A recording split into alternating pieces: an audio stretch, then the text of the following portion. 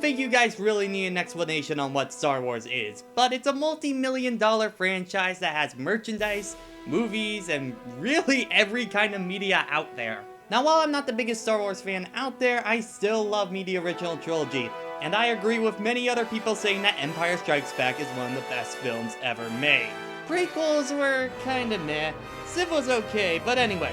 We have a brand new film hitting theaters this year, and I can't exactly just let that happen without doing something for it.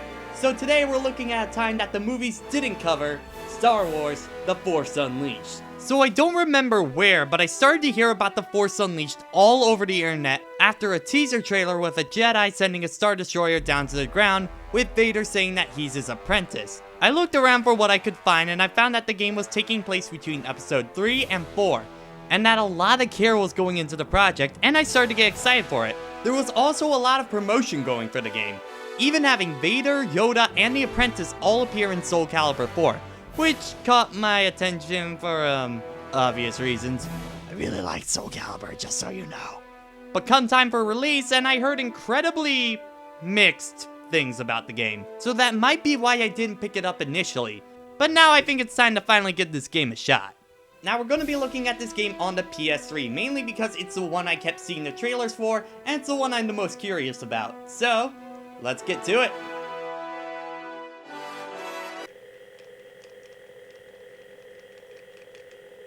I'm having fun here, don't mind me.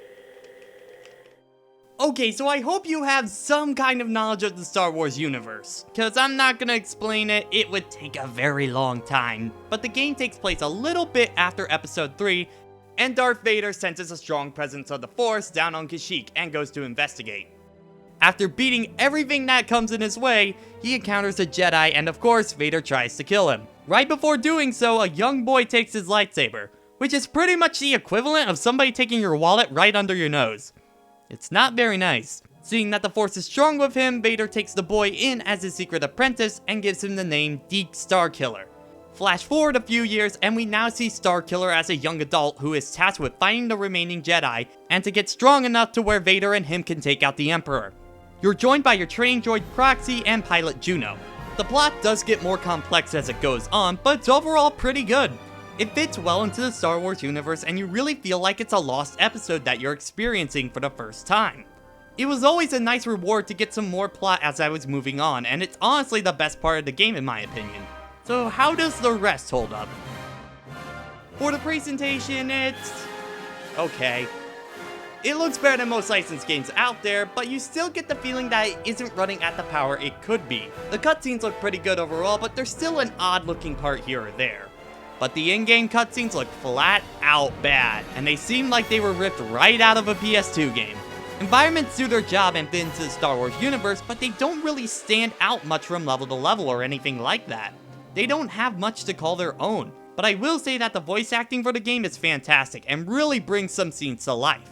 For the music, it scores from the movies, but I didn't feel like it added to any of the situations.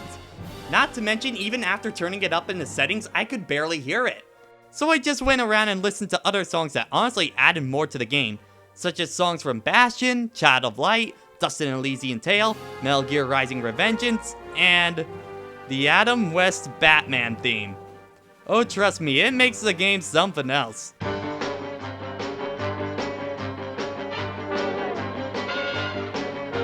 I mean, for the presentation as a whole, I only found it okay, and it feels very average as a whole. And that's without going into the glitches, but we'll get into that later. For now, let's get on to the gameplay. The Force Unleashed is a hack and slash that takes you from going to one end of the level to the other to fight a boss at the end of the stage. You have two ways to attack, your lightsaber and your force powers. Your lightsaber is your standard melee attacks, nothing too fancy there, but the big draw to the game is your force powers. You'll get force grip, force push, force lightning, force repulse, lightning shield, and saber throw. You're encouraged to combine all these skills, but the best feeling in the game that I got was when I picked up a guy, put him over a cliff, and dropped him. Never once did that get even slightly old. Now you are able to upgrade these powers through multiple ways, so bear with me for a second. One is by collecting holocrons. There are two different types. Regular holocrons, which give you force points, which are basically experience, a sphere to upgrade a specific area, or upgrades or cosmetic changes to your lightsaber, and if you're lucky, you can even find an alternate costume. The other holocron is a Sith holocron, which give you a temporary power-up such as increased health, health draining, unlimited force power, and increased damage. The next method is by leveling up. Now when you level up, you don't exactly go from like level 1 to 2 to 3 or anything like that. More every time you level up, you gain a Force Sphere, a Combo Sphere, and a Talent Sphere. These help boost the power of your Force moves, increase your stats, or give you new combos. So really, you can just upgrade Starkiller to whatever you like most. And the last way is to complete side missions in each level that give you an extra sphere on completion. Now, on your way through a level, you'll have to fight mini-bosses that are various mechs or beasts from throughout the series. Beat them up, do a reaction command, and they're gone.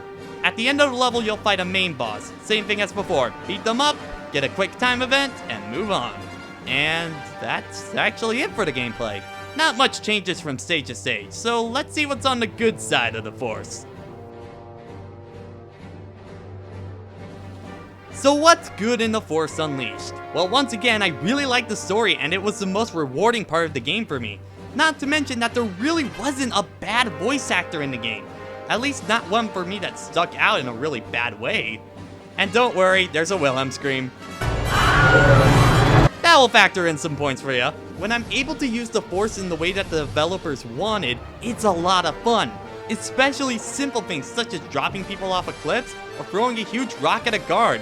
That always put a big smile on my face. Not to mention when all the cards are set in your favor and you really get to experiment with the Force, the game gets a ton of fun. But sadly, no Jedi mind trick is going to be able to make me forget about all the wrong in this game. Let's get one of my main issues right out of the way. The game gets very boring really fast. Nothing changes from level to level and you're doing the exact same thing every time, including in combat. And honestly, I got bored fast. Keep in mind, I'm a person that put in over 80 hours into a game like Hyrule Warriors, so that's saying something. Actually, thinking about it now, what made me play hack and slash games like Hyrule Warriors for so long was character variety or enemy variety. Every character had a different playstyle and weapons that made them feel very different, and you always fought new baddies on each map. That's not the case here. Besides the very first level where you control Darth Vader, you're being Starkiller from beginning to end, and his gameplay style never changes. He never gains a new weapon, a new fighting style, nothing to change up the gameplay. Not to mention you're fighting the same 5 to 7 enemies throughout the entire game. The game also doesn't really teach the player the best way to fight all of them, such as this big stormtrooper here. I never found a real chance to get up close and fight with him, mainly because he just kept grabbing me right away. So I found the best way to fight him was just to Force Lightning, run away. Force Lightning, run away. Force Lightning, run away, you get the point. In fact, this strategy I had to use for a good majority of the game, and I felt like I had to because the game never encouraged me to get up close and personal. Most of the time, you're just getting attacked right after, and Starkiller doesn't have any invincibility frames, so you're gonna take a lot of unfair damage. So that lightsaber might as well be a wooden stick, because you're not gonna use that thing. Once again, just Force Lightning, run. Force Lightning, run. Force Lightning, run. And good luck trying to use the Force on objects, because half of the time they'll blow up in your face. Literally. Not to mention that throwing objects feels incredibly random, as it never locks onto anything near me and just goes to something I was not even trying to aim at. It was also really hard to tell what was forcible and what wasn't, as you can only tell by very faint hints. And if an object's coming right to you, you have a very limited time to force it back. Not to mention your force power feels incredibly inconsistent. You're saying I can move down a Star Destroyer, but I can't move this ship right here? Oh, and that Star Destroyer part? Easily the worst part of the game. It's slow, uninteresting, and the entire time you're just fighting TIE fighters. So what you need to do is grab them and kill them. Problem is, you have little to no time to do that, and it really becomes a war of attrition. And if you die, you're sent all the way back. Speaking of being sent back, you're gonna have to do that a lot, as not only are you gonna fall into pits randomly because your double jump just decided to not work, or you were blindsided, or you died from a damage lock, but also glitches. Oh man. The glitches. Okay, take this for an example. I have to fight this mini-boss here. Well, there's supposed to be this health bar, but it didn't show up. And the boss never actually took damage, making it impossible to win. When I died, it loaded correctly, but when I beat that boss, I have to go into the next one, and that one didn't even load correctly. And I had to go out and reload the game, and look at that, I have to fight the boss before again. And keep in mind, this is after downloading the 2 GB patch to the game. It makes me really wonder what the game was like before. Speaking of bosses, I'm not a big fan of them either. Again, Force Lightning, run. Force Lightning, run. And also, you can't fail the reaction commands. Try as you might, but you're not punished. So what's the point? Not to mention that you use the commands more for dodging than attacking, so they don't empower the player or anything like that. I also felt incredibly underpowered for most of the game, and never really felt like I could control a situation, which really hampered my experience for the game, where you're supposed to be a powerful Sith Lord. And yet a simple stormtrooper is enough to take you down. And what's even worse are the load times. Every time you die, go to a menu, or continue to a new part in a level, it needs to load. And these are 10 to 20 seconds long. No. Just no.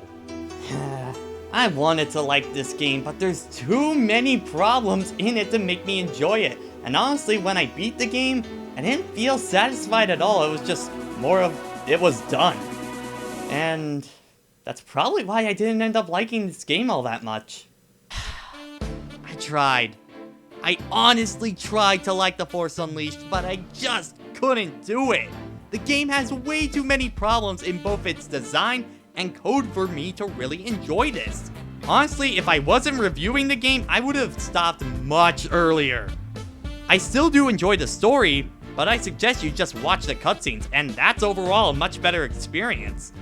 There are far better Star Wars games out there, and there are far better hack and slash games out there. It's not the worst game of all time or anything like that, but I can't recommend The Force Unleashed to anybody, and I probably won't pick it up again. Guys, I'd say you're best staying away from this one. I hate to be a downer in these kind of reviews, but I didn't find anything really enjoyable in The Force Unleashed. Maybe I was right avoiding it for years. Now there is a sequel to the game, The Force Unleashed 2, but considering I've heard even worse things about that, I'm probably never gonna touch that thing. And that ends the year for reviews in 2015. I got a lot planned for 2016, and you might see another marathon or two here. What are they? You're just gonna have to wait and see. Anyway, I'll see you in 2016. Later!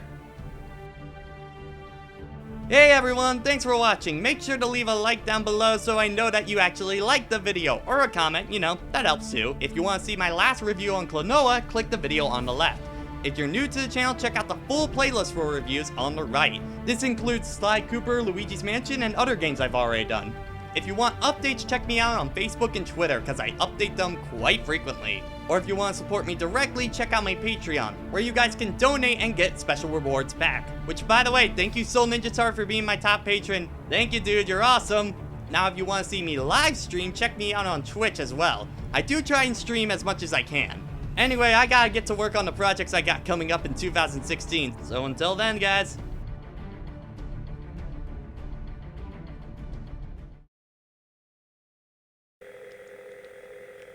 I'm just gonna keep this thing if that's alright. Okay.